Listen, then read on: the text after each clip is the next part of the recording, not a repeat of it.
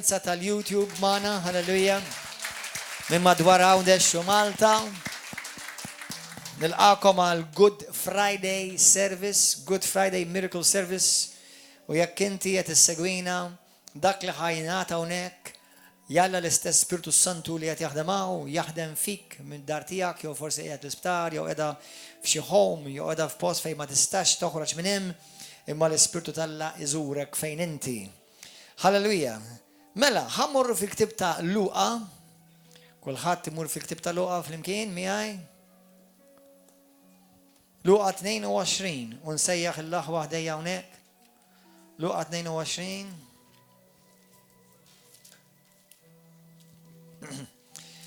Illum ħassejt li għandna naqraw żewġ kapitli pratikament hija il-rakkont ta' minn fejn Ġesu ġib tradut u ġi maqtul u msallab u nifqu hemm. Minn Luqa kapitlu 22 minn vers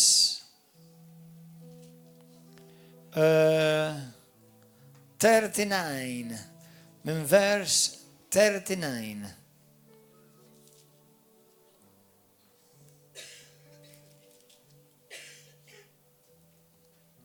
Okay. Segwu magħna flimkien minn Luqa kapitlu 22 minn vers 39. Nieħu l-opportunità biex ngħid il-laħwa llum li niċċelebra l-ewwel darba li ħassejt il-mulej kellimni fl-ispirtu tiegħi kien bħallum eżatt il-ġimgħa l-kbira 14 sena ilu. Meta kont qiegħda waħdi fil-kamra kont għadni beginner, kont għadni fil-bidu tal-mixja tiegħi, kont għadni kif sirt imwilda minn ġdid. U ħassejt l-Ispiritu Talla jkellimni għall-ewwel darba ma kontx naf x'inhu jiġrili. U ħassejtu jgħidli Malta ma tafnix, binti Malta ma tafnix.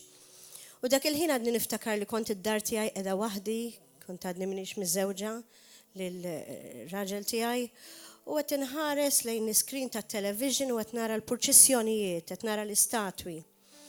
U għatlu mulej, jekk u int dali qed tkellimni xi ġifieri Malta ma tafnix. U għalli ftaħ il-kelma tiegħi ħankellmek minna. U tani silta fejn bdejt naqra dan id-diskors, ftaħtu hekk, qed trendim, ma kontx naf biha. U din is-silta kienet tajt imbrif li ilibsuhom bil-vjola, deb u fidda. Bdejt inħares lejn it-television u nara n-nies libsin daw tal-istatwi bil-vjola. U rajt l-istatwi deb u fidda. U jadurawhom daqs li kieku kont jien alla veru. U qed inħares lejn it-television u qed nara dak li qed naqra. Malta ma tafnix ġalli. U dak il-ħin bdejt nibki biki u ma nafx x'inhu jiġrili. L-ewwel darba fil-ħajja tiegħi li qed nibki mhux il-biki tiegħi. U għatlu xi trid nagħmel mulej? Xi trid nagħmel mulej? Mur istudja l-kelma tiegħi għax irrid nużak għal pajjiżek għax Malta ma tafnix. U tant niftakar bdejt inħossni imtaqla b'dak li beda jgħidli l-mulej li niftakar kont għadni kif sirt nafu ftit il-Gordon. U ċempiltlu kelli telefon number u għatlu x'qed jiġrili, ġrali hekk u hekk, għatlu din x'inhi dil-biċċa xogħol. U niftakar qalli bl-Ingliż, dak iż-żmien kien għadu jitkellem bl-Ingliż. That's called groaning in the spirit, kien qalli. Għatlu x'inhi di? Groaning in the spirit, għatma smajta f'umri, għalli għal-karba tal-Ispiritu Santu fik li għat jurik qalbu. U xin għalli ħassejtu l-mulej għajdli, Malta ma tafnix. Għatlu, okej. Ma kienieċ faċli li nitlaq kollox u immur barra minn Malta biex nistudja l-kelma tijaw. Immekx ta' il-Sinjur. U l-mulej għajdinna minn uħobni jobdi l-kmandamenti tijaj. U l-lum qed niċċelebra dan l-anniversarju ta' 14 senilu, meta l-ewwel darba kellimni l-mulej dirett lili, personali. U li għal min qed jismani fuq il-YouTube ma jfissirx li ġennint. In-naċ tiegħi jisimgħu leħni jgħid il-mulej. U meta ssir verament tal-mulej li titwilet mill-ġdid u meta tiddikjarah mhux biss is-Salvatur kif Malta tafu bħala Sinjur, imma tiddikjarah verament sidek. Għax fl-ispirtu tiegħi il-mulej jurini li ħafna Maltin jafu b'Ġesu, ħafna Maltin jafu minnu, jafu li s-salla palina, jafu li hu bin Alla wkoll, imma ħafna Maltin ma jagħmluhx is-sit tagħhom, dik hija l-problema. U l-mulej jgħidilna diment li ma tagħmilniex is-sit tiegħek, diment ma tkunx imwieled mill-ġdid biex inti tobdi l-kelma tiegħi ma tistax tara wiċċi. U hemmhekk fejn irridu nifukaw. U xtaqt naqsama magħkom din l-esperjenza ta' 14-il sen ilu ħajti inbidlet drastikament. Mill-persuna li kont qabel, sirt persuna li sempliċement nagħmel dak li l-mulej jridni. Kif għandna nkunu aħna kollha jekk irridu naraw iċ-ċalla. Amen. Pastor li mat li naqra minn Luqa 22 minn vers 39 li tajt Ġesu jitlob fuq l-olja ta' żebbuġ. Imbagħad ħareġ u mar pas-soltu fuq l-olja ta' żebbuġ. U d-disċipli wkoll marru miegħu. Vers 40. Kif wasal hemmhekk qalilhom, itolbu li ma tidħlux fit-tiġrib. Imbagħad dbiet minnhom daqs tefa' ta' ġebla u jixteħet arkubtejh jitlob u jgħid: Missier, jekk inti trid, warrab minni dan il-kalċi, iżda tkun mammula r-rida tiegħek u mhux tiegħi. Derlu anġlu mis-sema biex jagħmillu l-qalb, immuħas dwejjaq tal-mewt fuqu u beda jitlob b'ħerqa akbar. L-araq sarlu bħal qtar tad-demm iċarċar sal-art. Imbagħad qam it-talb. Mar ħdejn id-disċipli u sabhom reqdin minħabba swit ta' qalb. Kif qalilhom? Irqattu qumu jtolbu biex ma tidħlux fit-tiġrib. Ġesu tradut u arrestat, vers 47. Kif kien għadu jitkellem, waslet ġema nies. Quddiem kien hemm dak li jismu Ġuda, wieħed mit-12, u dan resaq lejn Ġesu biex ibusu. Imma Ġesu qallu: Bew sażilt Ġuda biex titradixxih lil bin il-bniedem. Dawk ta' madwaru meta raw x'kien ġej qalulu: Mulej, tridx nagħtu bis-sejf. U wieħed minnhom ta' daqqa tas-sejf lil qaddej tal-qassis il-kbir u qatalu barra u dintu l-leminija. Imma Ġesu qal: Iqfu, biżejjed, u meslu dintu u fejqu. Imbagħad Ġesu qal lill-qassis il-kbir lill-uffiċjal tat-tempju li xjuħ li ġew għalih: Iskom ħriġtu għal xi ħalleel, armat bis-sejf u l-bsaten, meta kont inkun magħkom kuljum fit-tempju, ma meddejtux idejkom fuqi. Imma din is-sija tagħkom u s-sija ta' dlamijiet. Pietru jiċħat lil Ġesu. Imbagħad qabdu lil Ġesu u ħaduh magħhom. Daħluh fil-palazz tal-qassis il-kbir. Pietru baqa' miexi warahom mill-bogħod. Meta mbagħad qabduh in-nar f'nofs il-bitħa u jixteħtu bil-qiegħda madwaru, Pietru mar qgħad bil-qiegħda f'nofshom. Imma kif kien hemm bil-qiegħda ma' ġenb in-nar, ratu waħda għaddejja, waslet għajnejha fuq u qaltlu: Dan ukoll kien miegħu. Iżda hu ċaħat u qalilha: Mara, anqas biss nafu. Wara ftit raħ xi ħadd ieħor u qallu: Intu ukoll wieħed minnhom. Imma Pietru wieġbu: Le, sieħeb, minix. Għaddiet xi siegħa. U raġel kien hemm ieħor li beda jisħaq u jgħid: Iva, tassew, dan ukoll kien miegħu, għax dan ukoll mill-Galilea. Iżda Pietru qallu: Ma nafx inti tajt sieħbi. U minnu fih, kif kien għadu jitkellem, isserdu id-den. U l-mulej dar u ħares lej Pietru, u Pietru ftakar fil-kelma li l-mulej kien qallu: Illum, qabel ma jidden isserdu, int kun ġaġ ħatni 3 darbiet. U ħareġ il-barra jibki, qalbu maqsuma.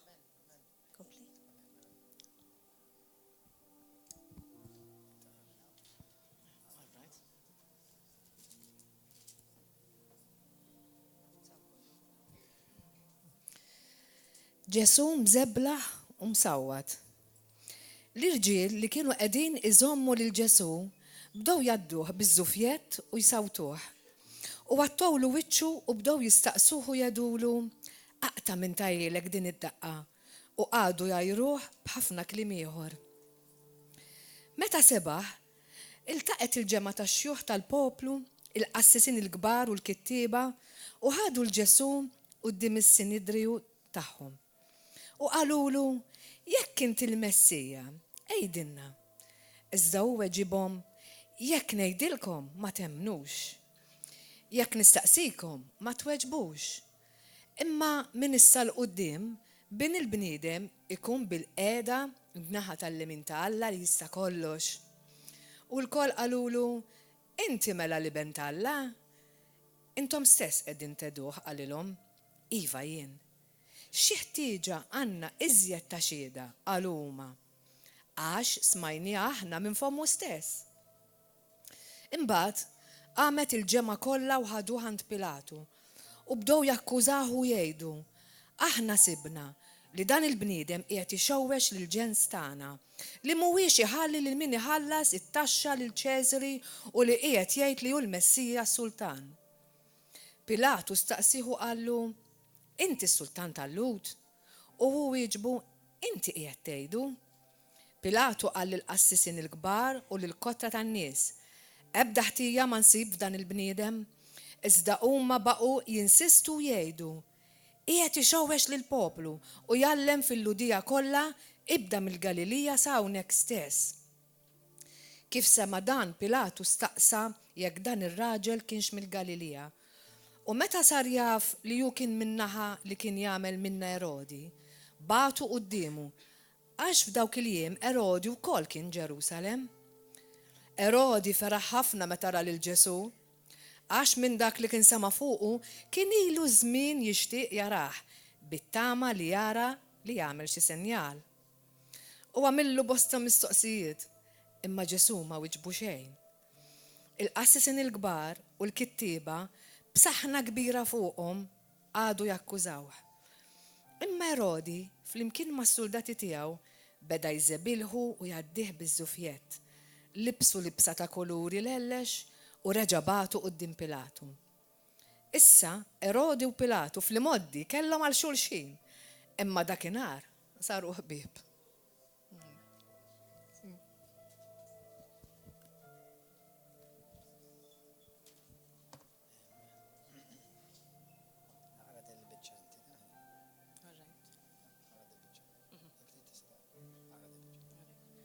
Ġesu kondannat għal mewt. Pilatu sejjaħ flimkien il-qassisin il-kbar u l-kapijiet tal-poplu u qalilhom, ġibtuli qudiemi lil dan il-bniedem bħala wieħed li qiegħed ixewwex lill-poplu. Ara, jiena stħarriġtu qudiemkom fuq l-akkużi li qegħdin iġġibu kontra tiegħu. U ma sibt ebda ħtija fih, u anqas Erodi ma sab, għax raġa' batu qudiemna. Qegħdin taraw mela li ma għamel xejn li ħaqqu l-mewt. Għalhekk nagħtih iswat u nitilqu. Iżda huma qabdu jgħidu il-koll f'daqqa, għatih il-mewt lil dan, itilqilna il-Barabba. Dan Barabba kien tefuh il-ħabs minħabba rewwixta li kienet qamet fil-belt għax kien qatel. Pilatu billi rrid jitlaq lil Ġesu olla leħnu raġa' kellimhom. Iżda huma qabdu jgħidu aktar minnu u jgħidu salbu salbu għax it-tielet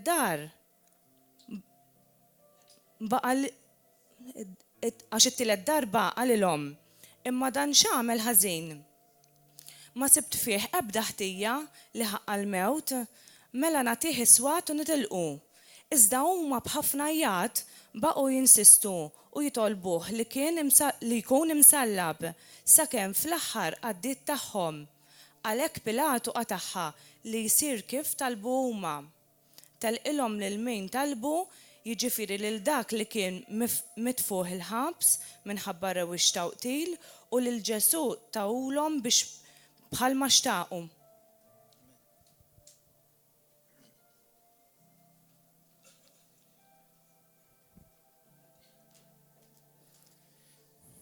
Huma u sejrin bih qabdu wieħed jismu Xmun minn Ċireni li kien ġej lura minn Raba u qabbuh bis-salib biex iġorru wara Ġesu. Kotra kbira ta' nies kienet mixja warajh. Fosthom kien hemm xi nisa li bdew ħabtu fuq sidrhom u jikbuh. Imma Ġesu dar lejhom u qalilhom, nisa ta' Ġerusalem, mhux li jikbu iżda jibku lilkom infuskom u lill-uliedkom. Għax araw, għad jiġi żmien meta jgħidu, ħin dik li m'għandix tfal, ħin il-ġuf li qatt ma wiled u s-sidel li qatt ma redda. Imbagħad jibdew jgħidu lill-muntanji, aqgħu fuqna u lill-għoljiet ordmuna. Għax hekk dan kollu qegħdin jagħmluh li t-sok meta għadu aħdar, mela xi jsir minnu meta jinxef. Kien hemm ukoll tnejn oħra, żewġ l-irġiel ħatja li ħaduhom għall-mewt miegħu. Meta waslu fil-post, jgħidulu l-qorrija, salbuhom hemm lilu u lil-ħatja. Wieħed fuq il-lemin tiegħu u l-ieħor fuq ix-xelluk. Ġesu qal, missier, aħfrilhom għax ma jafux x'inhu ma jagħmlu. Imbagħad tellaw ix-xorti u qasmu ħwejġu bejniethom. Il-poplu waqaf hemm, iħares. Waqt li l-kapijiet bdew jiddieħku b'Ġesu u jgħidu, salva lill-oħrajn, ħajsalva lilu nnifsu jekk dan hu l-Messija, il-maħtur ta' Alla. Is-soldati wkoll bdew jgħadduh biżmien u resqu lejh, newlulu mbit qares u qalulu, jekk inti s-sultan tal-Lut, salva lilek innifsek. Fuq rasu kien hemm ukoll kitba li kienet tajt, dan huwa s-sultan tal-Lut. Wieħed mill-ħatjin li kienu msalbin miegħu bdew jgħajru u jgħidlu, int m'intix il-Messija, salva lilek innifsek u lilna. Imma qabes l-ieħor, ċanfru u qallu, anqas minn Alla int ma tibża, int li qiegħed taħt l-istess kundanna. Tagħna hi ġusta tassew għax qegħdin nieħdu li ħaqna ta' kull ma minna, imma dan ma għamel xejn ħażin. Imbagħad qal, Ġesu ftakar fija meta tidħol fis-saltna tiegħek. U Ġesu wieġbu, tassew ngħidlek, illum tkun fil-ġenna miegħi.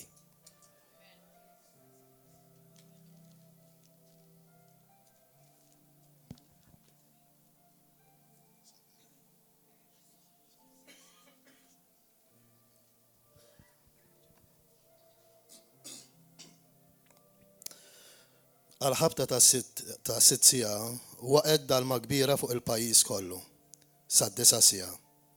Għax ix-xemx iddalmet, il-velu tas-santwarju ċarrat minn nofs. Imbagħad Ġesu għajjat għajta kbira u qal, Missier, fidejk jien nerħi ruħi.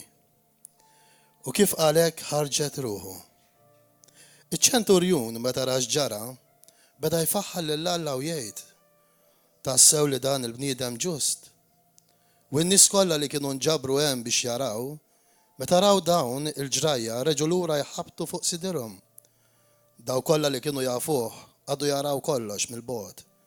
Hekk ukoll xi nisa li kienu ġew warajha sa minn meta kien għadu fil-Galilija. U kien hemm wieħed jismu Ġuseppi membru tal-Kunsill, imma raġel tajjeb u ġust, li ma kienx qabel mal-membri l-oħra f'dak li riedu u f'dak li għamlu. Kien minn Arimatija, belt tal-Lodija, u kien jistenna s-saltna talla.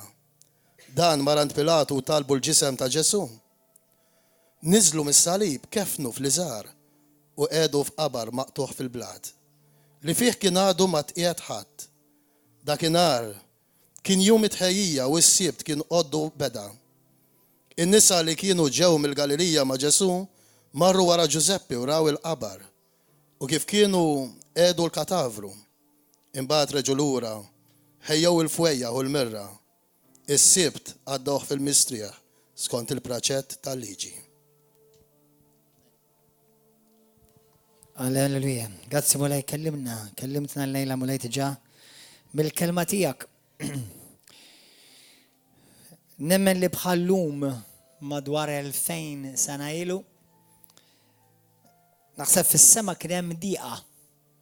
Fil-ċenna, fis-sema li fl-eternità kollha kien hemm dejjem ferħ, naħseb illum bħallum 2000 sena ilu kien hemm diqa. Għax il-kreatur, il-feddej, sar glam, sar dnub, sar saħta, ġi maqtuħ. Il-kelma li Mulej poġġili f'qalbi biex naqsam magħkom f'din il-ġimgħa hija l-kelma li hija bl-Ingliż, però ħanejda bil-Maltu wkoll. Torn apart. torn apart. Issa l-kelma torn bil-Malti hija xewka. Però wkoll tfisser titqaċċat. It-tnej luma Ġesu ħadhom għalina. It-tnej luma Ġesu ħadhom għalina. Sewwa ħa il-xewk u sewwa wkoll ġi imqaċċat. Xi ħaġa interessanti,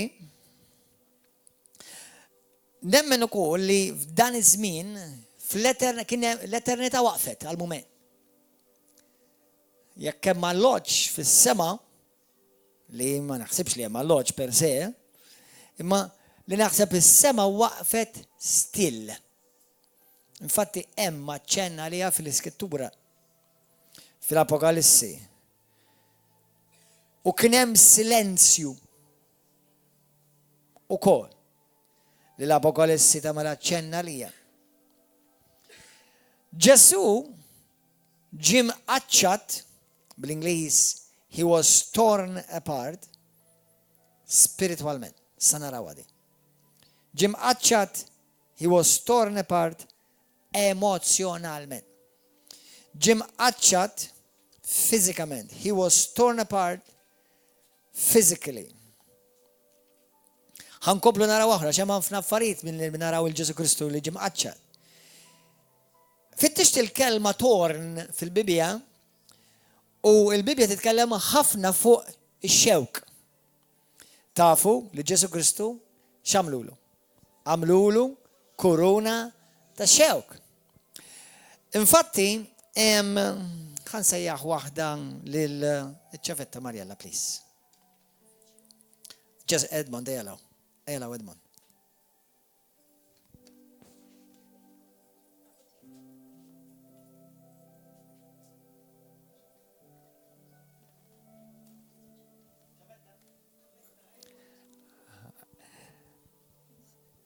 Fil-Bibja titkellem ħafna fuq ix-xewk. Morru fil-ktieb ta' Ġenesi kapitlu 3 malajja. Ġenesi 3. Xi tfisser li lil Ġesu għamlulu kuruna tax-xewk. Nafu li Ġesu ovvjament ħanejda just in case, għax aħjar ma nassumix, imma Ġesu ovvjament tafu li ġie msallab u ġie minfud b'imsiemer kbar ħoxnin minn idejh u anke minn saqajh. Ġie msawwat bil-frosta li kienet fit-trufijiet tagħha, kien hemm qadam tal-annimali, ħadid, kien hemm ukoll ħġieġ imqatta, din kienet frosta li meta jgħiduk biha iċartulek il-ġilda u jaqlawilek il-ġilda, mhux girfa, jaqlawlek il-ġilda. B'dik biss, ħafna mill-proġunieri li kienu jgħaddu minn dik it-tip ta' kundanna kienu jmutu hemmhekk ma' dik it-tip ta' swat. Flagell. F'Ġenesi kapitlu 3,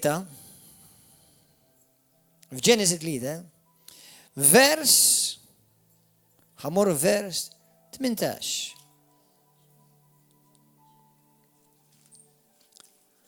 Għax hawnhekk l-ewwel darba li jissejħu. Ħanibda naqra minn vers 17. U l-Adam Alla qallu da wara li dimbu Adam, wara li Adam dineb sewwa u Eva wkoll, qallu hekk, qallu talli inti smajt minn kelmet il-mara tiegħek, martek, u kilt mis-siġra li jien ordnajtlek ma tikolx minna u għetlek la tikolx minna. Misħuta l-art minħabba fik. Misħuta l-art minħabba fik. Għana me daqxej spunt hawnhekk. Smajtu għala razija tas-seklu f'Malta? Għaribuk l-ġematilu? Meta, b'kull rispett, rajt, imma irrid ngħidha. Saċerdot tar-reliġjon ta' Ruma qal li Alla jħobb il-varjetà u Alla ħalaqhom gejż ukoll. L-Iskrittura tgħidlek li Alla ħalaq kollox perfett li mbagħad imħabba d-dnub daħlet is-saħta. Ħanaw kemm minnkom batejtu minħabba s-saħta li dejkom. Kemm minnkom perfetti. Ħadd ma ħajja li dejkom. Ifisser li jiena u int u kull kreatura li qatt texed fuq din l-art batiet minħabba s-saħta li daħlet. Mhux kulħadd mhux kulħadd għandu l-istess sintomu imma s-sors huwa l-istess, id-dnub u s-saħta. Il-bniedem ġi korromput. Ma baqax, il-mara ma baqax mara perfetta kif ħlaq Alla, ir-raġel ma baqax ir-raġel perfett kif ħalqu Alla, it-tnej ġew korromputi, corrupted, korrotti, imħassra. Infatti, il-Bibja tgħidlek li sakemm Ġesu Kristu ġi, il-bniedem kien qed jopera taħt is-saħta. Kontu tafu għadi? Għalhekk l-Iskrittura tgħidlek li min ma jaċċettas il-Ġesu Kristu jibqa' misħut u jmur l-infern. Għalhekk tmur l-infern ta'. Inti tista' tgħid li jiena raġel tajjeb imma xorta misħut mingħajr Kristu. U xi tfisser misħut? Li inti ġejt imħassar u maqtuħ minn Alla. L-unika mod li inti tista' terġa' tidħol fil-preżenza tal-Alla, fil-ġenna, hija li inti twieled minn ġdid u Alla jtik natura ġdida, DNA ġdida. Għalhekk imbagħad il-bniedem meta jitwieled minn ġdid jesperjenza natura ġdida, jesperjenza identità ġdida, jesperjenza fejqan f'dan il-ġisem, jesperjenza restawrazzjoni anka fil-ħsieb. Għaliex ma kontx hekk qabel Ġesu. Għax dan kollu huwa r-riżultat tad-dnub u tas-saħta. Amen? Allura meta bniedem verament jesperjenza lil Ġesu Kristu, kulħadd jesperjenza l Ġesu Kristu jgħidha. Ejduha, jesperjenza l Ġesu Kristu. Mhux ikun reliġjuż. Mhux reliġjon, tesperjenza l Ġesu Kristu, inti kollok trasformazzjoni. Amen? Allura Alla ħala kollox perfett. Il-bniedem, il-mara kienet mara 100% perfetta, il-raġel kien 100% perfett, meta daħal id-dnub ħadd ma baqa' perfett. Ħadd ma baqa' perfett. U daw id-dnubiet li raġel jattira ruħu lej raġel, jew mara tattira ruħha lej raġel, mara, jew raġel jattira ruħu lej tfal, jew mara tattira ruħha lej tfal, jew raġel jattira ruħu lej ħafna nisa, jew mara tattira ruħha lej ħafna rġiel. Dak huwa kollu parti mir-riżultat tad-dnub, tal-natura li ġiet korrotta. Mela għal dak il-povru li s'issa għadni ma smajt imkien li mkien nidem x'imkien, sewwa dan mhux tal-li qal ħrafa gidba u werzija, giddeb l-Alla. In-natura Alla ħalaqa perfetta. Alla ma ħalaq il-ħadd. Għalhekk ir-raġel kemm ir-raġel meta Alla ħares lejn Adam, x'kellu bżonn? Kumpanja. Alla ma qallux ara ħanġiblek fabbrika ta' nisa. And you can play as much as you want. Boy.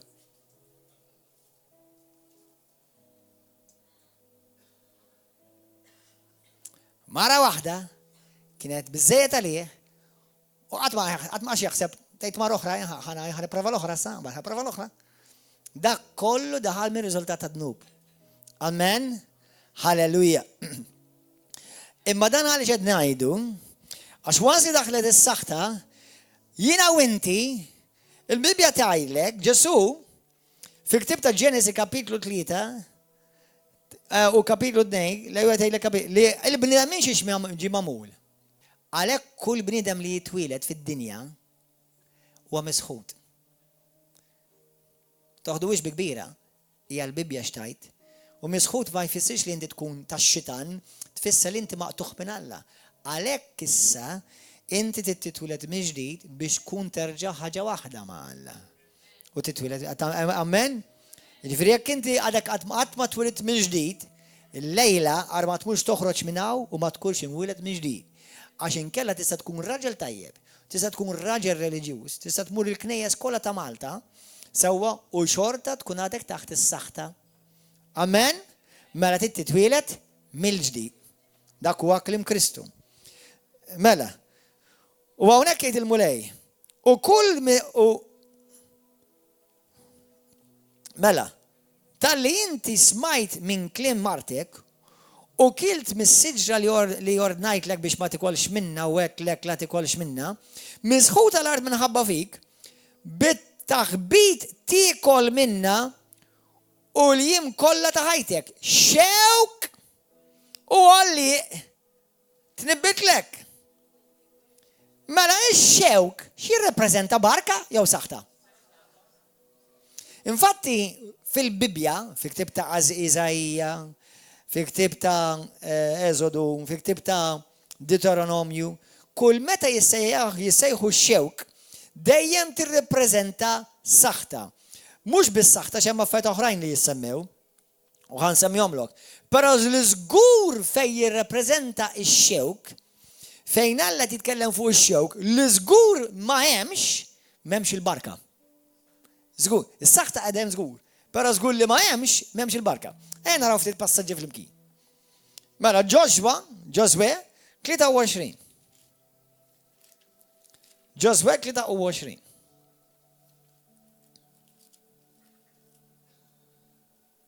Halleluja.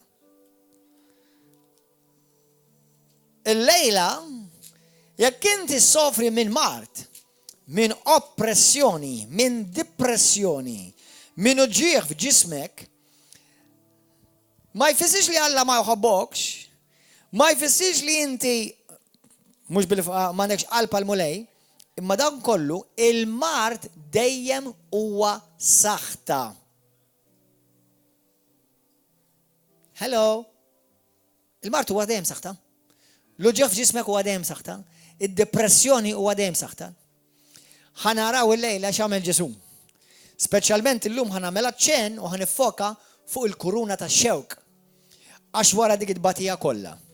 Wara li Ġesu kien diġà msawwat, besqulu, ċartulu l-baffja u xaħat għandu baffja. Għaw xaħat għandu baffi twila. Ħanaraw xaħat. Apparti Ruben, ma tantx hija twila, għaw xaħat. Għaw xaħat għandu xi naqa' baffi twila. Joey! Temportajek jgħaxbok tamil lena eżempju, għan għacċat naqlek il-baffi? Għacċat lek daqxej leħja, please, għalli norjom kif kienet, bejdu juħe.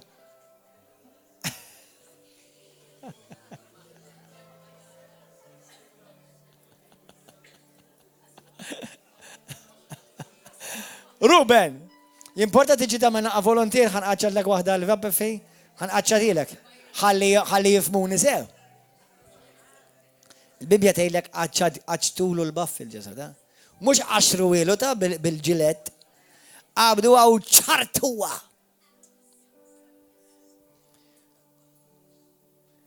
U minn da kollu kellhom bżonn jitfawlu kuruna x-xewk. Kellhom bżonn jagħmlu dan ukoll. Bħalli kieku ma kienx għadu sofra biżejjed. Ħanorikom bejwieħed u ieħor viċin ħafna l-autentika kif kienet tidher il-kuruna tax-xewk. Le ġib il-kuruna tax-xewk ġib li biss.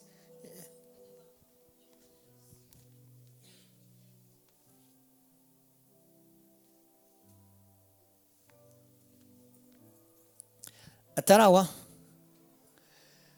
Din hija bejwieħed u ieħor simili letteralment għal kuruna tax-xewk li Ġesu libsulu. Kameras? Din hija simili għal kuruna tax-xewk li Ġesu libsulu. Din, għaw xaħat jixtieq jipprova jekk tara jekk tidħol f'ġismek fil-laħam, għaw xaħat jixtieq jipprova.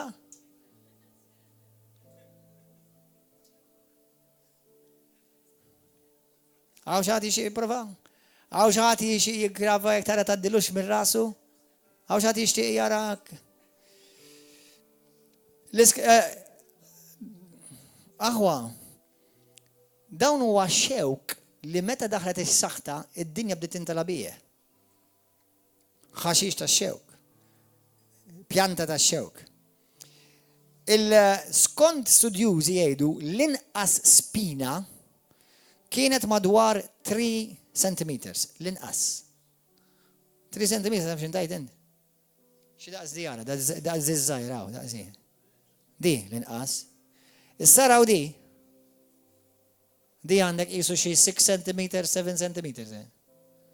Immaġani di, meta qabduwa di, jekk inti tista' timmaġina, di jiena kien daħħala ximkien, ma sax nafas għax nispiċċa tidħol f'idejja. Sawa, allura kellhom jaqbduha b'ċertu mod is-soldati u jridu kollhom jafswa ma sax safasanti għax spiċċat tidħol f'idej. B'xi tip ta' bastun, xi tip ta' njama biex jafsu l-frażu. Din hija tip ta' kuruna jekk hawn xi ħadd jixtieq jkollu xi naqa' sensazzjoni biex forsi jkollok revelazzjoni ikbar ta' x'ħass Ġesu f'parti żgħira waħda minn ġismu kollox din kienet cherry on the cake. You got the cherry, he got the spice.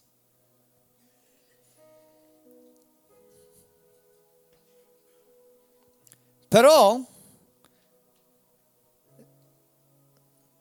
skont il-liżar ta' Turin, kemm minnkom ġew smajtu the Shroud of Turin. Jgħidu la the Shroud of Turin għax qiegħda f'Turin, m'għandha x'aqsam xejn ma' Turin. Torino. Imma f'Torino hemm il-Shroud il-liżar ta' Kristu. U nemmen li hija verament huwa l-liżar ta' Kristu. Il-qawwa li ħaġa bin din il-liżar hija bħal isek irrepjajt bomba nukleari u splodejta. F'din il-liżar. U ġib markat id-dettalji tal-persuna ta' Ġesu. Infatti l-lum il-ġurnata ħarġu anka għamluha ġbija 3D u ħarġu kif Ġesu letterament kien jidher. Kienu bej wieħed u ieħor jgħidu li kellu madwar kien bej 6 piedi u 7 piedi Ġesu twil.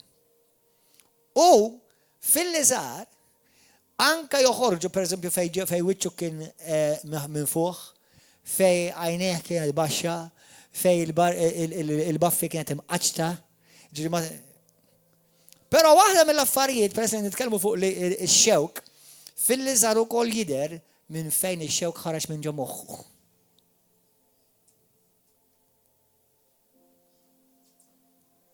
Biex meta niftakru d-batijiet ta' Ġesu, u inti tgħid m'għandix abtejt niġi l-fellowship. U hija Ġesu jifhem. Ġesu dejjem jifhem imma int m'intix tifhem. Xi prezz kbir Ġesu ħalles għalija u għalik li nieħdu for granted is-salvazzjoni mhux ta' b'xejn fil-ktib tal-Lut kapitlu 2 tgħidlek kif nistgħu neħilsuha jekk aħna narmu salvazzjoni kbira.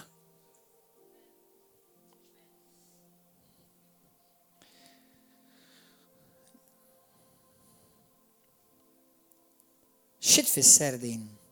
Wara dak kollu li Ġesu bagħata għalina, xi tfisser din il-kuruna? Fil-ktib ta' Ġoswe 23 vers di tweġġek verament, din, jekk tbissa ġifieri tweġġek verament.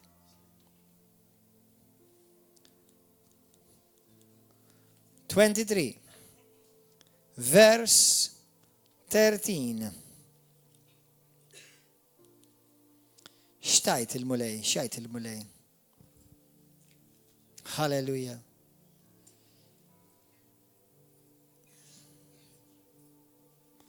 Sibtu waħwa.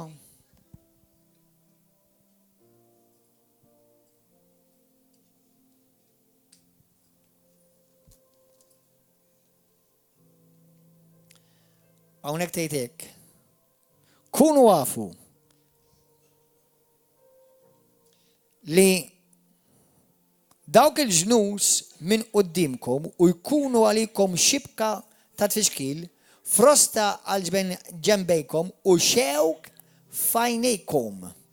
Sakemm jaqirdukom minn din l-art tajba li tagħkom il-mulej.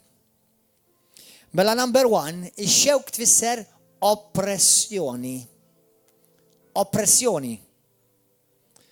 Fil-ktib tal-Proverbji għandek setturi simili fin-Numri 33 vers 55 u anka fil-ktib tal-Imħalfin kapitlu 2 vers 3. Tfisser oppressjoni, tfisser irritazzjoni, tfisser turment. L-Skrittura tgħidlek fin-Numri 33 vers 55 tgħidlek li l-ġlusa madwarkom jitturmentawkom bħal xewk. Jitturmentawkom. Kemm hawn minnkom xi darba daħħaltu xi xewka f'sibajkom, jew f'sajkom xi. U kemm iddejqek. U tibda letterament tidturmentak. Kemm hawn xi darba daħħal xi xewka taħt il-frejk. Tal-biża'. Fil-Proverbji 22, Proverbs 22,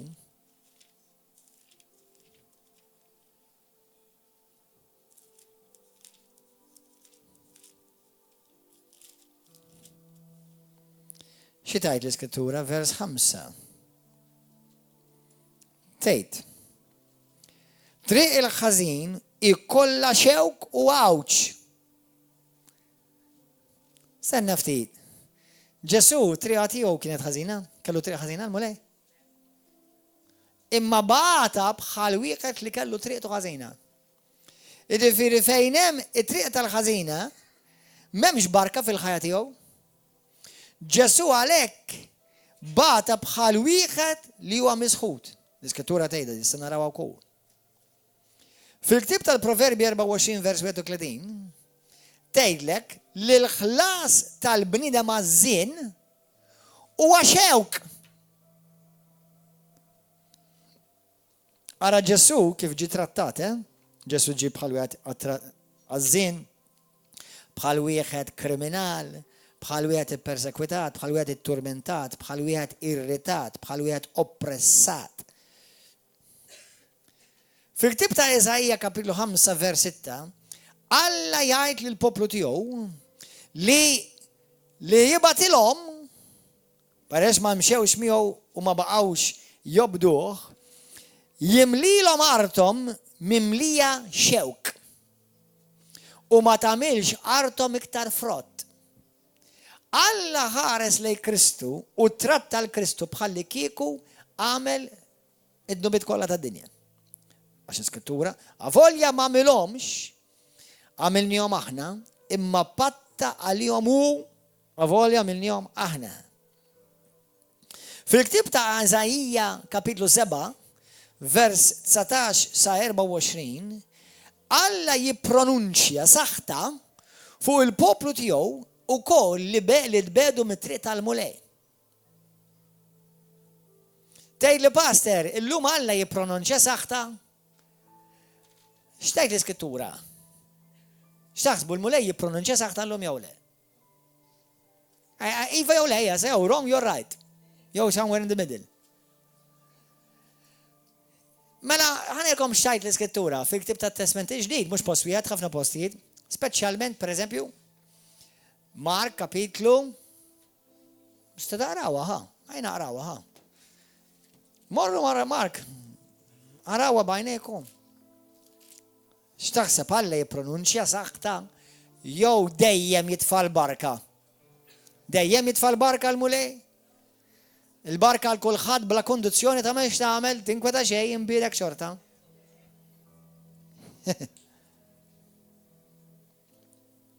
Mark kapitlu 16, vers 15. Morru fid-dinja kollha x'għandu l-Vanġelu lil bnedmin kollha. Min jemmenu jitammet isalva u min ma jemminx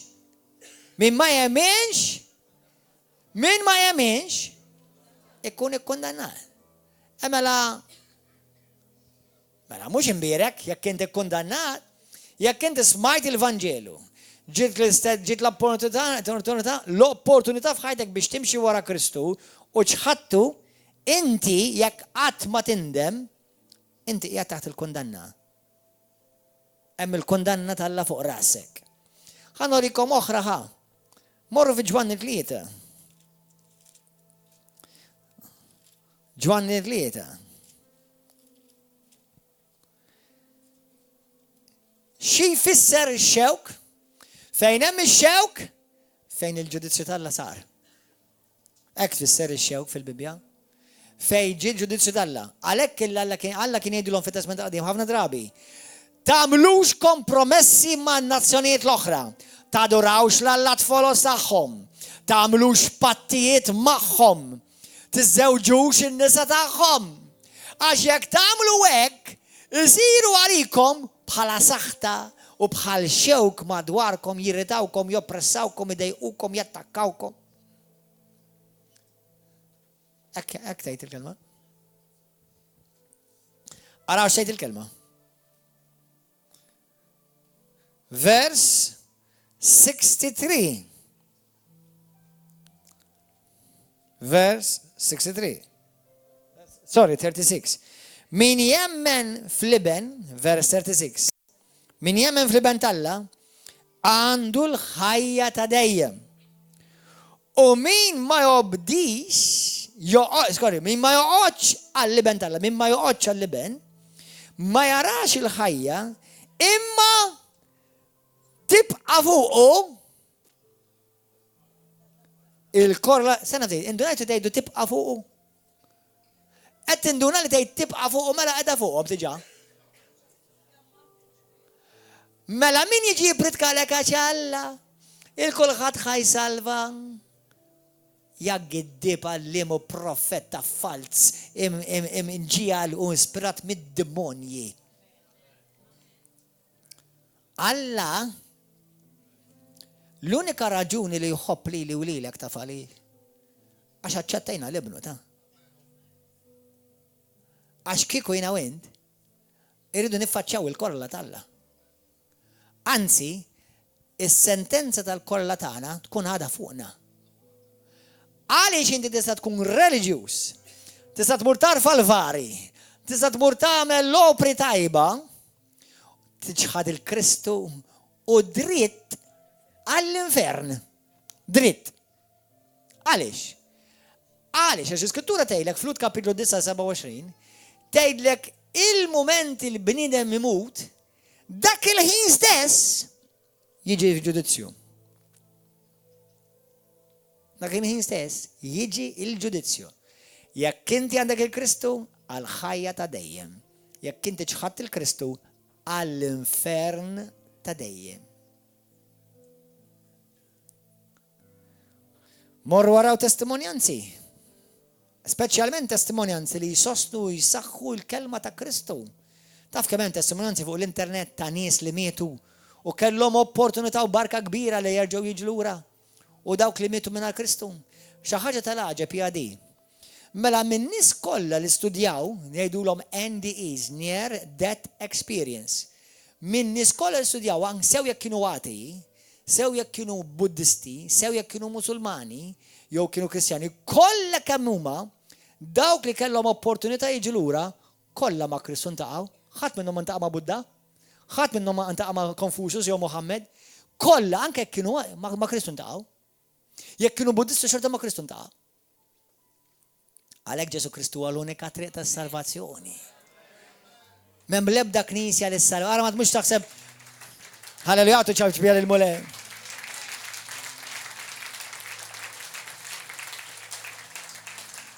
River of Love ma salvakx.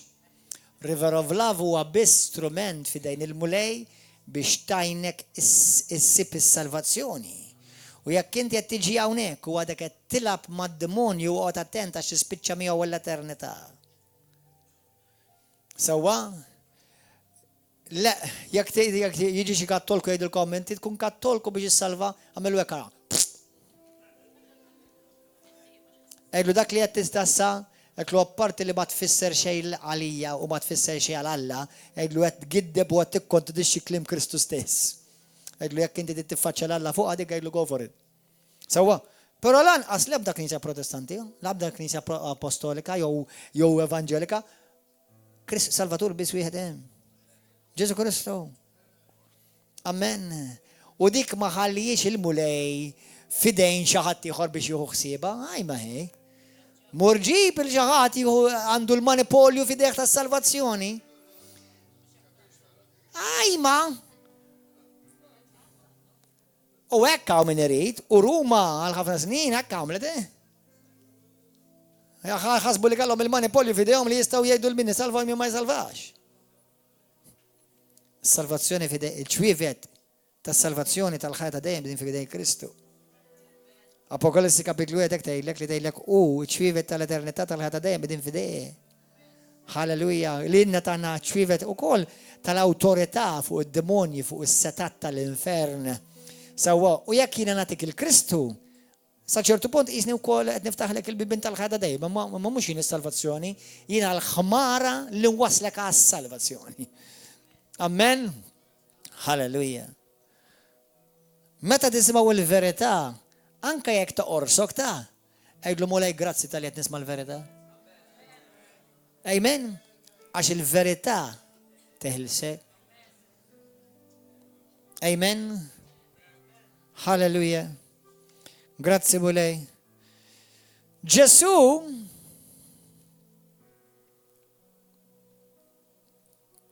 jgħid f'Mattew kapitlu 7, morru hemmhekk Mattew 7 malaj.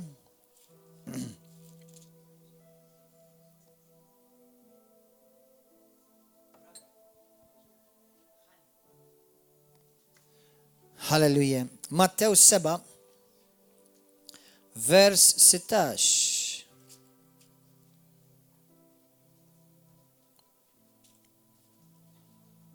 ħanara versax. Iftħu għajnejkom għal profeti folots. Għax dawn jiġu għandkom libsin ta' naċ u minn ġewwa jkunu l-pub ħattafa. Mill-frott tagħhom tarfuhom jaqgħu jiġbru eneb mix-xewk jew tin mill-oli. Ġifieri tista' ġġib xi ħadd toħroġ ħaġa tajba mix-xewk. Żgur li le. Għaliex, f'Mattew kapitlu 13 vers 7, Mattew 13:7 simgħuha, immaġina meta Ġesu kienet imut fuq is-salib, waħda mill-affarijiet li il-mediċi jgħidu, meta Ġesu kien imsallab minn żewġ idej u msiemer f'saqajh u b'dak id-damdim kollu u swat li tagħu kollu, li anka il-pulmun tiegħu niżel. Biswat li tawħ, bid-batija li nizel. Allura kien hemm moment, b'xi mod li id-batija peress li kien għajjien immens li beda jinżel. U kellu jitla biex juhu nifs, jafas fuq jċarrat hawnhekk l-aħħu. Għax dik biss jista' jafas il-fuq juhu nifs u jerġa' jinżel. Xaġa interessanti. Ġesu jgħid f'Mattew kapitlu 13 vers 7 tgħidlek li x-xewk joħnoq jifga il-kelma tal-Alla. Ġesu Kristu huwa l-kelma tal-Alla. Il-simbolizmu daw l-affarijiet huma vera sbieħ. Għalina, għali Ġesu ma kienu sbieħ. Imma Ġesu li huwa l-kelma tal-Alla l-logos, ix-xewk li hija s-saħta, is-saħta li Ġesu beda jġor fuqu bdiet tifgaw, taqtalu nifsu. U l-Ġesu hekk jgħid meta l-kelma tal-Alla taqa' fost ix-xewk jifdaħħa il-kelma tal-Alla. Ix-xewk tas-saħta bdiet tifgaw il-Ġesu Kristu. Ftakar aħna minn barra naraw id-batijiet tal-ġisem. Għadna ma semmejniex id-batijiet tal-ruħ. Għadna ma sbata, inti immaġina. Mux tal-li inti immaġina meta tkun xi darba kont marit jew taf xi ħadd marit, imma jkun imdawwar b'nies li jħobbuh. Ġesu kien marit, ħal mar tad-dinja kollu fuqu u dak kollha li kien inħobb ċaħduh u telquh. Mamma mia. Mur mara Budda, ara x'għamel għalik.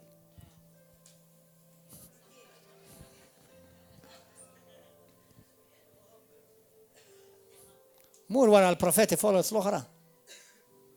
Ara x'għamlu għalik. Mur wara Confucius and you will be confused.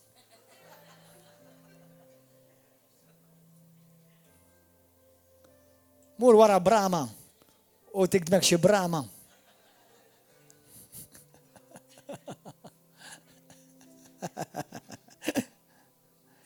Kemm hu blaħ il-bniedem? Kemm hu blaħ il-bniedem? Mur wara l-Islam. Għara, xofri l-Islam. Xofri l-Islam. X'għamel Muhammad għalik? X'għamel Muhammad għall-eternità? X'għamel Muhammad għall-umanità? X'għamel? Bata għal xaħat. Sofra għal xaħat. Xallas id-dub ta' xaħat. Laqas tiegħu nifsu għak supporta ħadd ta' dinja. Għalek. Salvatur wieħed. Salvatur wieħed. Bib wieħed. Bax. Dejjaq.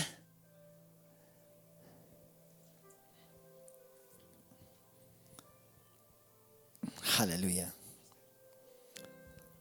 X'reliġjon ħassalvak? X'opra x'tista' tagħmel biex tħallas għal dubitek? Kemm inti kuljum, kemm inkom tirringrazzjaw il-mulej kuljum, mulej grazzi tal-li ħfir li dubieti. Grazzi tal-li xerri d-demme. Għal ftit sekondi kulħadd jala għajnejh. Min qalbek, issa stess. Għal ftit minuti jala għajnejh. Irringrazzjah il-mulej, Ġesu grazzi tal-li d-nubieti ġew maħfura. Grazzi Ġesu tal-li inti xerri d-demmek prezzjuż għalija. Grazzi Ġesu tal-li batejt għalija mulej. Grazzi tal-li jindħat is-saħta. U fuq id-batija kollha tiegħek ukoll libsuk il-kuruna tax-xewk. Għaliex il-kuruna tax-xewk? X'tirrepreżenta l-kuruna tax-xewk ukoll? Fil-ktieb ta' Tila Ġwanni morru hemm malajr. Kemm hawn minkom ġilu sofrejtu bid-depression, holiday. Għalhekk il-kuruna tax-xewk. Mhux biss mart fiżiku, imma mart ukoll psikoloġiku, emozjonali. Kemm hawn minkom ġieli sofrejtu minn ansjetajiet. Għalhekk il-kuruna tax-xewk.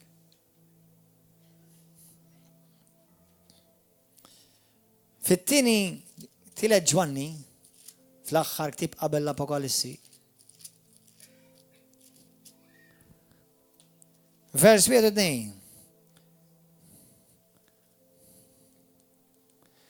Il-presbiteru lil Gajju l-Aziz li jiena nħobb fis-sewwa.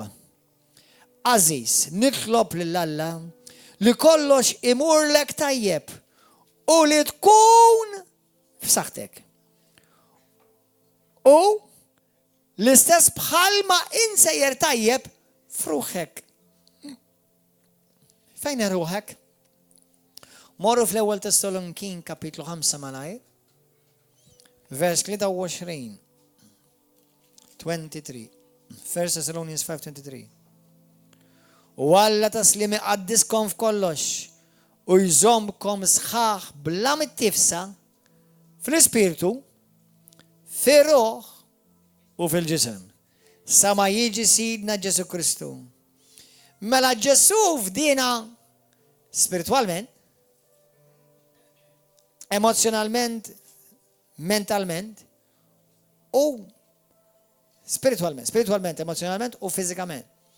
Mela nafu li ħafna mart huwa fiżiku, imma hemm mart li huwa psikoloġiku. Hemm mart li huwa emozjonali. Ġesu ħallisna minn dak. Taf kemm hawn Marta u Malta ta' emozjonali?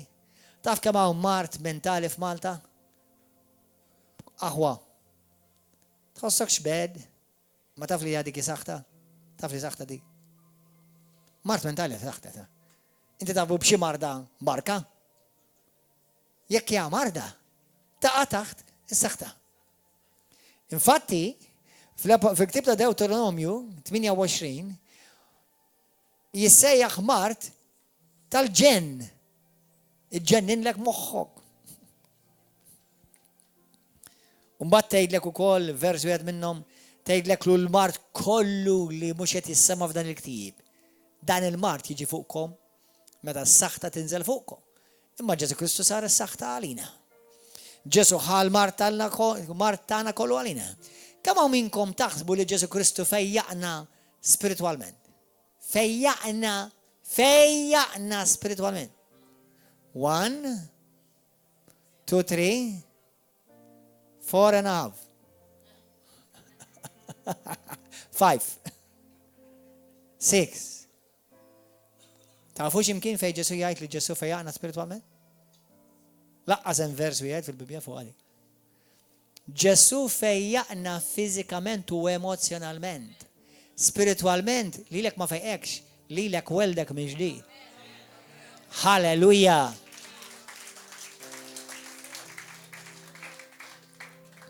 Għalhekk hawn min jgħid, imma dak għal-mart spirituali ta' x'martu spirituali? Li hemm mart fil-Bibja huwa mart psikoloġiku jew emozjonali li fil-Grik jgħidulu s-suke, hija l-erja tar-ruħ. Hemm il-mart fiżiku, dak li fil-Grik jgħidulu sumo, il-ġisem, u mbagħad m'hemmx mart ieħor spirituali li jissejjaħ mart spirituali. Spiritualment jiena u inti mhux infejqa kellna niġu bżonn nimwilda mill-ġdid. Allura meta issa naqraw fl-Iskrittura li Ġesu ġar il-mart kollu tagħna fuqu u permezz tal-ġrieħ tiegħu ġejna nfejqa, għalli ma mart, milli ma mart fejjaqna. Fiżikament u emozjonalment. U din tagħmilha ċara għax anke Mattew stess jixed għaliha li Ġesu fejjaqna emozjonalment u spiritualment. Skużawni, fejjaqna emozjonalment u fiżikament, spiritualment. Ġesu ma qallekx kun infejjaq, Ġesu qallek titwiles miġdid. Dak l-ispirtu tiegħek. Allura jiena u inti llum il-ġurnata m'għandniex l-ispirtu antik tagħna nfejjaq, illum il-ġurnata fi Kristu għandna l-ispirtu ġdid ta' Kristu fina. Amen, halleluja. Tħawduhomx dax, believe it or not. Many well-meaning Christians jagħmlu din it-taħwida. Fl-Iskrittura aħna maħniex infejqin spiritualment. Aħna fl-Iskrittura infejqin fil-ġisem, fil-ħsieb, fil-emozzjonijiet, daw l-affarijiet. Amen, halleluja. Grazzi Bora. Morru fi ktib ta' Galatin. Anzi, morru fi ktib ta' Mattew. Praise and worship, come quickly. Mattew 8, isimaw għadi, vers 14. Ġesu mar fid-dar ta' Pietru, u ra l-lom il-mara ta' Pietru kienet minduda bid-deni. Messila jida u d-deni ħallija. Imbagħad qamet u bdiet isservih. Fil-għaxija mbagħad ġibulu qudiemu bosta li kienu maħkuma mix-xitan u bil-kelma tiegħu keċċa l-ispirti u fejjaq il-morda kollha.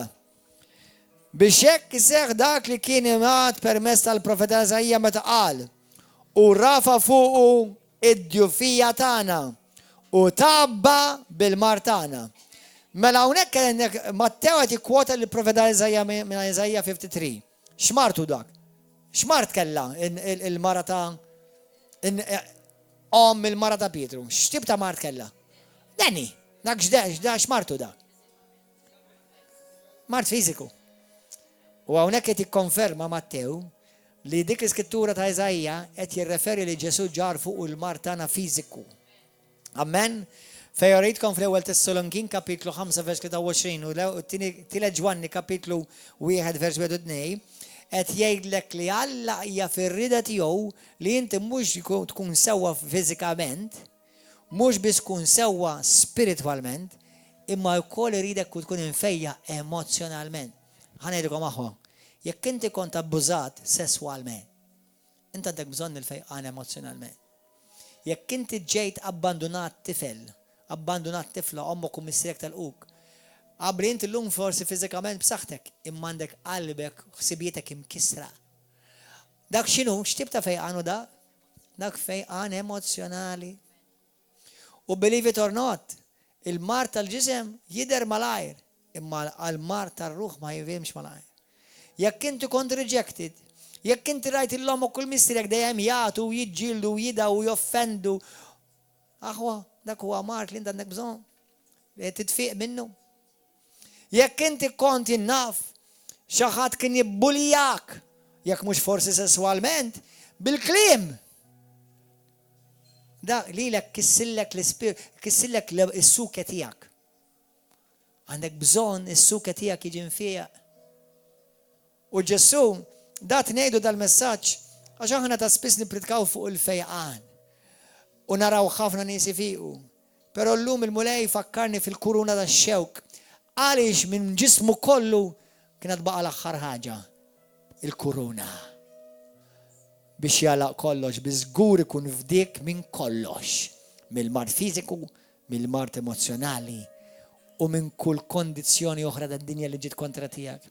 Għalhekk illum inti tista' tattwa u tirċievi f'ħajtek jekk għandek mart emozjonali, jekk għandek depressjoni li jekk tbati biha l-depressjoni, jekk għandek inti kont abbużat, jekk inti jinnaf għamlulek xi magħmul, jekk inti daw affarijiet li kemm nisma' nies li kienu abbużati, forsi mara ġiet abbużata minn żewġa fiżikament, jew raġel ġie abbużat minn sijjuħ meta kien żgħir, kemm nisma' minn dawn l-affarijiet. Eżiż aħwa ħanilkom ħaġa. Ħafna forsi ma jkunux abbużati sesswalment, imma f'Malta hawn ħafna nies li huma morda għax telgħu f'backgrounds fejn huma missieru jagħtu il-ħin kollu. U mhux ħanajdilkom ollu jdejkom għax nemmen li mill-naqas nofskom ikunu hekk. U għandkom ir-repercussions f'ħajjitkom. Ġesu jrid ifejjaqlek ruħek, jrid ifejjaqlek is-sukka tiegħek. Għalhekk il-kuruna tax-xewk. Għalhekk irid li inti ħsibietek ifiqu. Għalhekk iridek li inti ruħek tfiq. Ruħek tista' tfiq. Ġismek jista' jfiq. L-ispirtu tiegħek irid jitwieled minn ġdid. Għax aħna spiritu għandna ruħ u ngħixu f'ġisem. Amen. Ħanitolbu minn hawn ftit sekondi oħra. Fl-aħħar ħanejdilkom daw l-statements. Il-messaġġ huwa torn apart. Ġesu ġie mqaċċat. Ma bħalma rajna il-kelma torn tfisser ukoll xewk. Ġesu ġie imqaċċat minn ma missieru. Fuq is-salib Ġesu x'qallu. F'Luqa kapitlu 23 vers 44 sa 46 u f'Mark kapitlu 15 vers 37 Ġesu jgħajjat jgħid Missier, għaliex abbandunajtni? Ġesu ġie mqaċċat dakin. Fil-ktib ta' Ġwanni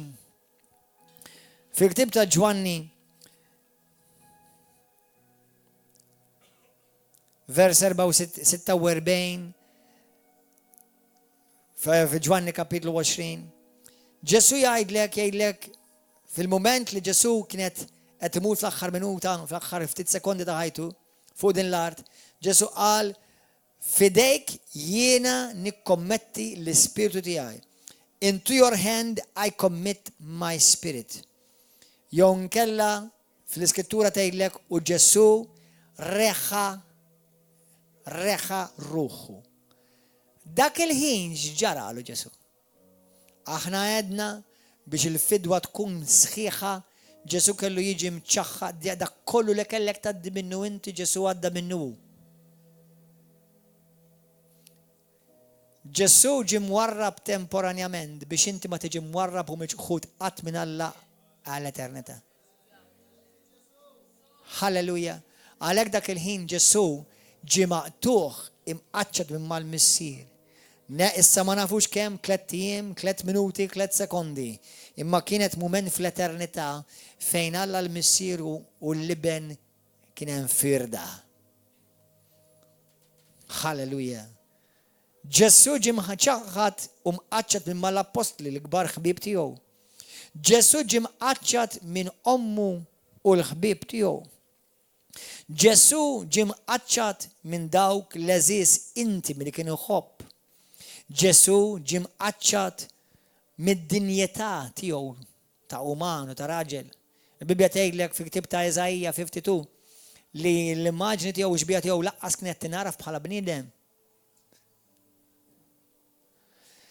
Ġesu ġie mqaċċat mill-kreazzjoni tiegħu stess. Ġesu ġismu ġie mqaċċat.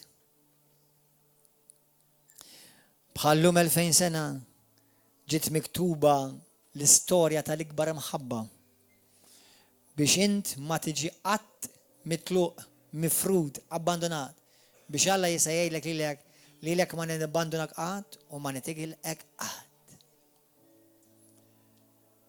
U jekk Alla bat il-libnu biex imut għalik biex inti kollok l-eternità, kemm iktar u xejn miegħar Alla li jfejjaqlek ġismek u jfejjaqlek ruħek, jfejjaqlek l-emozzjoni tiegħek.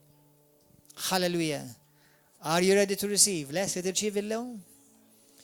Għaw minkom li qatt ma kellkom l-imħabba ta' missier. Għandek bżonn l-imħabba tal-missier. Għaw minkom missierek kien dejjem ibaxxik, jikkritikak, kissillek ruħek. Għandek il-qalb tuġak, mhux juġak il-muskolu għax għandek ruħek imweġġa.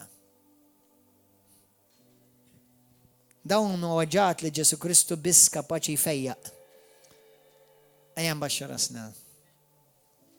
Hallelujah.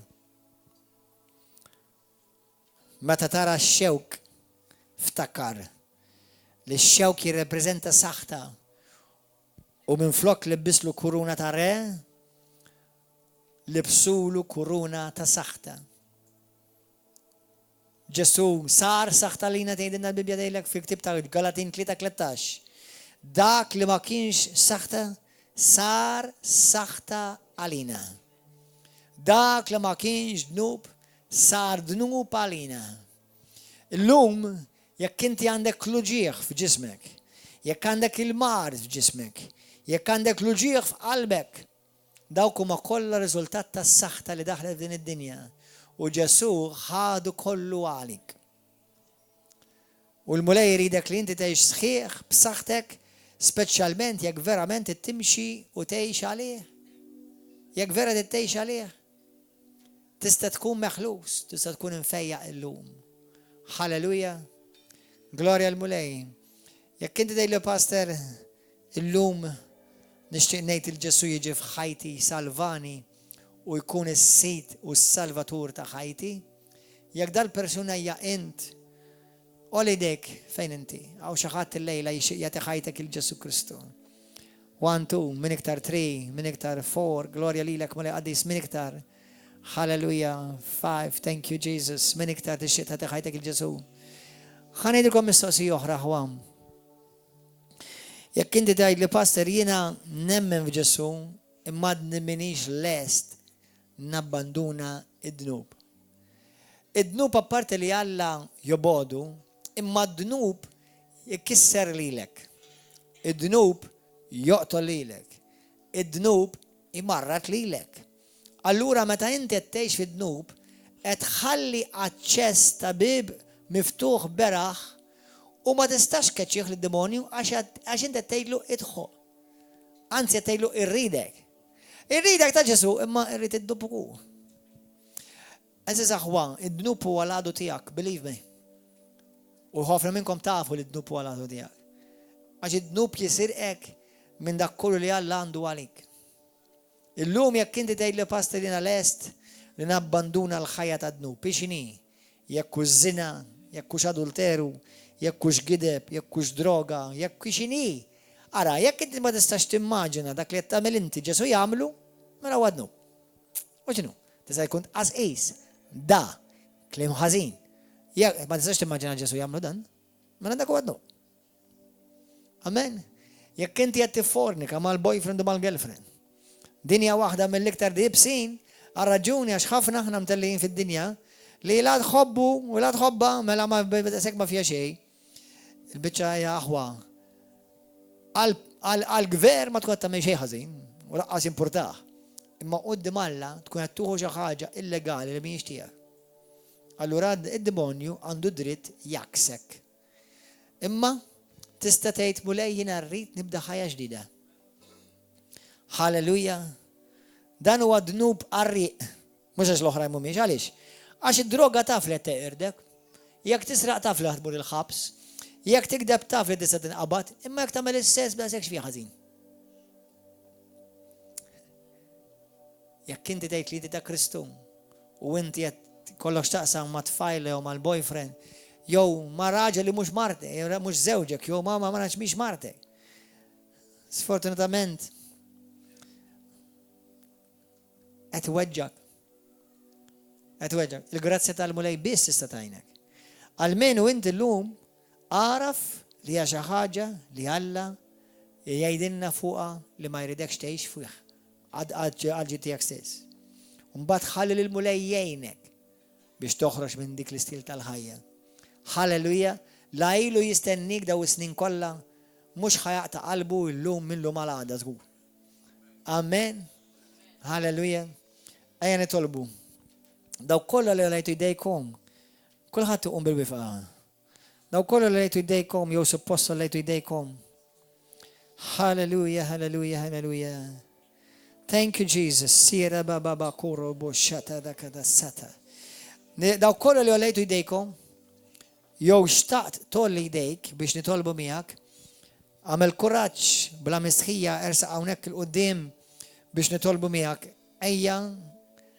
Ejja rċievi dak il-mulej għandu għalik. Kam, jekk inti għalajt idejk, jew xtaqt tolli jdejk, jew illum tixtieq tagħmel deċiżjoni għall-mulej. Ejja nitolbu miegħek issa stess. Jekk inti llum għandek bżonn il-fejqan, għaw xi ħadd minnkom għandu bżonn fejqan, għandek bżonn il-fejqan emozjonalment. Għandek il-weġat f'qalbek u għandek bżonn il-fejqan emozjonalment. Ersa l-qudiem ħanitolbu miegħek issa stess. Halleluja rababa bokosso. Come. Kandiria basso. Sholamandiria bamasso. Thank you, Holy Ghost. Thank you, Lord. You look so different. God is good. Come, Ahwa, come. Il-mulej tistennik, il-mulej tistiednek. Come, Ahwa, come. Hallelujah. Come.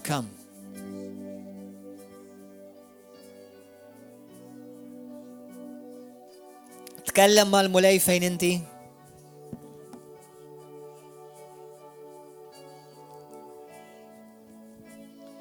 Ġesu ħal karuna ta' xewk fuqu, bħallum Ġesu madwar 2000 sena ilu, ġar u tabba bid-dub kollu tiegħek, kull mart kollu tiegħek.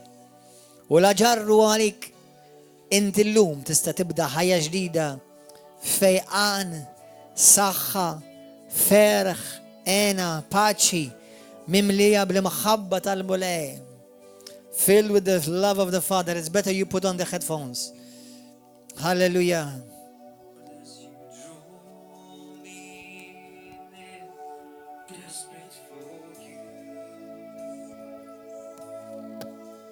Prayer altar team, come behind them, please. We're going to pray with you right now. Just talk to the Lord. Talk to the Lord right now. Tkellem mal-mulej. If you need to surrender your life, jekk inti għandek bżonn iċċedi ħajtek, today give your pain to God. Give your pain to Jesus Christ.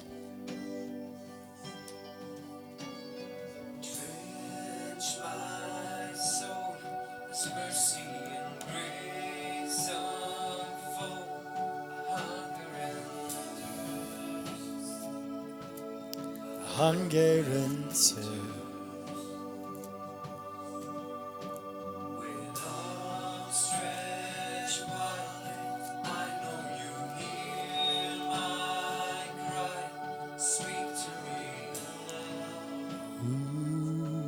Speak to me now. I surrender. I surrender. I want to know you more.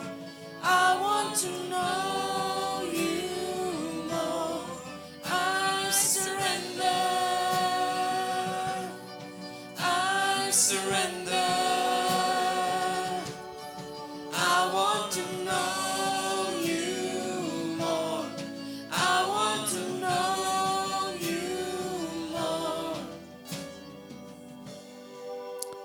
Grazie Gesù.